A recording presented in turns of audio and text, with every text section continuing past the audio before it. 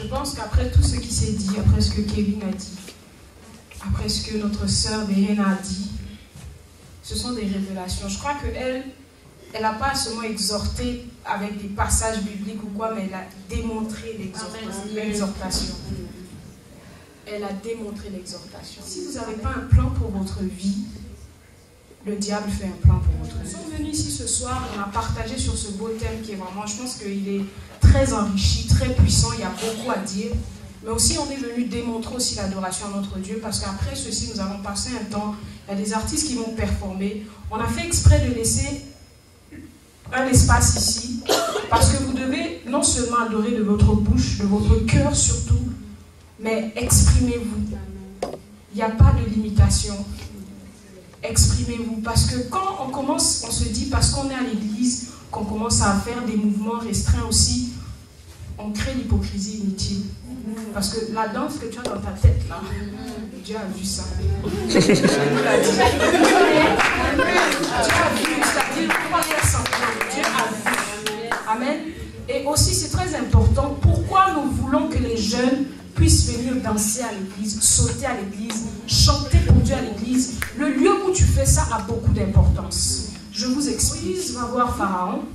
Il dit à Pharaon, Dieu me dit, libère le peuple de Dieu. On va aller louer notre Dieu dans le désert. Ce sont les paroles de Moïse. Je le paraphrase à ma manière. Pharaon lui dit, non, non, non, non, non. Après quelques échanges, viens, nous voulons partir. Pharaon, juste pour ne pas encore se taper tous les plaies que Dieu lui donnait, il s'est dit, bon, fine, fine, fine, fine. Vous pouvez aller louer le peuple de Dieu dans les déserts. Mais après, il s'est dit, non, non, non, non. Il avait un plan dans la tête. Il dit, bon, prenez les hommes, les adultes, partez, allez-y dans les déserts, louez votre Dieu, mais laissez les enfants. Laissez la jeunesse.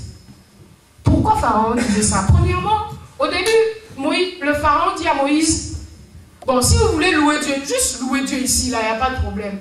Pharaon lui dit non. Si nous, les adultes, nous nous mettons à louer Dieu dans un endroit où ils ne peuvent pas faire la distinction de quel Dieu on parle, on a gâté toute la génération qui vient après.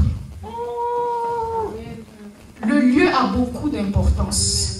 Moïse a dit, je ne peux pas accepter ce compromis-là de louer mon Dieu en Égypte pour qu'après on confonde avec les 10 000 dieux que vous avez.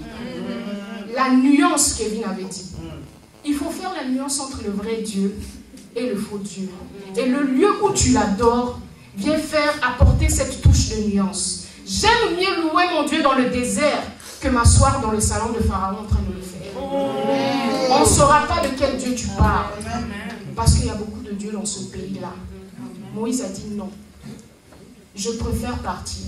Alors Pharaon, vu qu'il est un petit peu, un petit magouilleur, là, il pensait qu'il était plus intelligent que Dieu. Il dit bon, partez, mais laissez la jeunesse. Parce qu'il savait que vous, le peuple d'Israël connaissent Dieu. Ils ont vu des expériences avec les ancêtres et tout ça. Et les enfants là, ils savent rien. C'est dans eux que nous devons envoyer la destruction pour empêcher que ce Dieu d'Israël continue à être glorifié. Donc nous, on vient ici, ce soir, on va danser parce que le lieu est important. On n'est plus en Égypte. Ici, c'est notre désert. C'est ici qu'on va voir la manne. Et c'est important de le faire dans la maison de Dieu. Ça, c'est le point numéro 1. Le point numéro 2. Vous savez que le diable, et on parle toujours de plans, parce que le diable, vous ne faites pas des plans, mais lui, il fait des plans. Parce que quand il ne peut pas vous avoir d'une manière, il essaie une autre. C'est si simple que ça. Lui, il a des plans, il se dit, bon. La musique est le dénominateur commun pour plusieurs générations de toute nationalité. À travers de la musique, tu peux aller réunir des communautés incroyables. Il y a un qui a compris ça, c'est le diable. Pourquoi? Parce que c'était son job. Il sait la puissance derrière la musique. Son plan, c'est de transformer l'adoration en musique. Est-ce qu'on suit Meshach et Abednego? Le roi de Babylone décide, il s'irrigue une statue, il dit clairement dans la parole, au son de cette musique, que toutes les populations, toutes les nations se prosternent pour louer cette statuette-là. Les gens ne se prosternaient, ne le faisaient pas parce qu'il y avait une statue, mais ils le faisaient parce qu'il y avait le son d'une musique. La musique parle. Des fois, tu te dis, Il y a des chansons que tu entends à la radio là. Même moi, il y a des chansons que je n'ai pas fait exprès d'écouter là. Ça passait, yo. T'es dans un lieu public. Mais le beat va rester là. Quand je dis ça va rester, c'est une semence qui est en train de corrompre ta personne. Tu passes comme ça, umbrella, umbrella, tu es comme... Ces chansons-là me dépassent. Non mais, vous savez de quelles chansons je parle? Je ne suis jamais assise devant la télé, j'ai mis une chaîne pour la regarder, non. Je l'ai écouté comme ça dans une radio, je ne sais pas si j'étais au travail. Umbrella, umbrella. What? Who's umbrella? Mais savez-vous que le diable lui fait des plans à travers la musique pour permettre à la génération de rester dans les liens? Parce que quand tu déclares des choses dans la musique, tu déclares, tu adores, mais en fait tu te prosternes devant des dieux que tu ne connais pas. Et il est important pour nous de savoir faire cette nuance dans la musique versus l'adoration. On m'a demandé, ok, tu dis ça, mais c'est quoi la différence entre holy hip-hop, holy ceci? Écoutez, c'est pas la Bible qui a dit, c'est moi qui dis, hein, parce que je ne veux pas qu'on dise la Bible a dit, la Bible n'a pas dit. Elle m'a posé une question, je lui ai dit, Monica, écoute, on connaît le sanctuaire à 3 parties, n'est-ce pas? On connaît les parvis, on connaît les lieux saints, on connaît les lieux très saints. Il y a des musiques qui ne se rendent pas dans les lieux très saints. Que tu veux ou tu ne veux pas, ça ne peut pas aller là-bas. Mais c'est nécessaire pour le parvis. Tu viens d'où? C'est-à-dire que je ne peux pas venir dire aux gens, ne faites plus ce style de musique, pas de reggae à l'église. Je ne peux pas dire ça. D'accord? Pourquoi? Parce que dans les parvis, avant d'arriver au lieu très saint, il faut passer par les parvis. Mais pour arriver dans les parvis, il faut aussi un beat qui t'attire dans les parvis. Ma fille a dit, yo. Non, mais on s'entend. Tu crois que juste moi, en passant comme ça, il y a des parvis là-bas? Non, il y a un beat qui attire dans les parvis.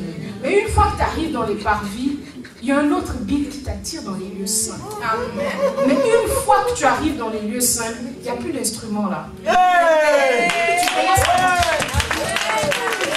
C'est là où tu commences à aller dans les lieux très saints.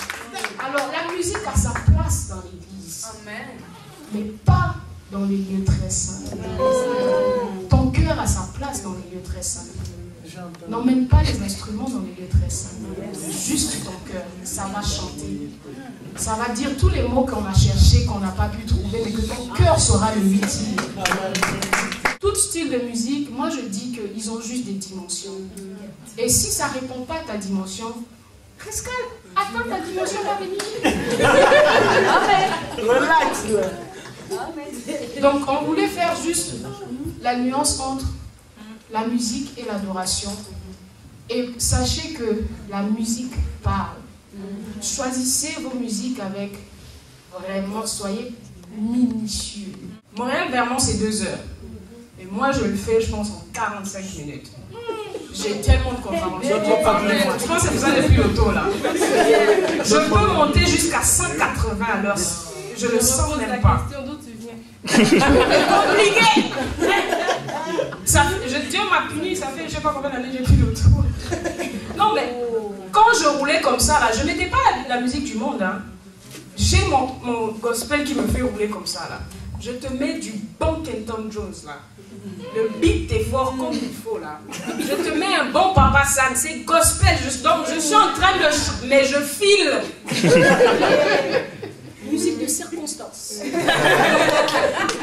Mais quand je veux rentrer dans la présence de Dieu, moi-même je change les CD. Hein, quand je sens que là l'esprit veut, c'est-à-dire, il m'a aidé dans les parvis, l'autre chanson m'a emmené un peu dans les... Là je veux... Tu commences à changer, tu commences à penser à Michael Smith tranquillement.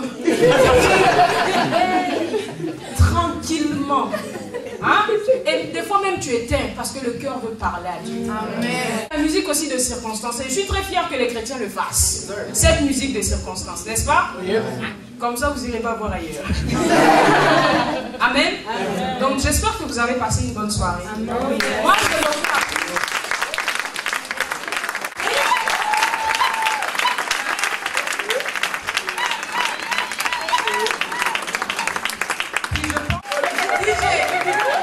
DJ, come on, tonto là, c'est faut scratcher ça. Je sais pas comment tu scratches, mais faut scratcher. DJ, come on, tonto là, c'est faut scratcher ça. Je sais pas comment tu scratches, mais faut scratcher.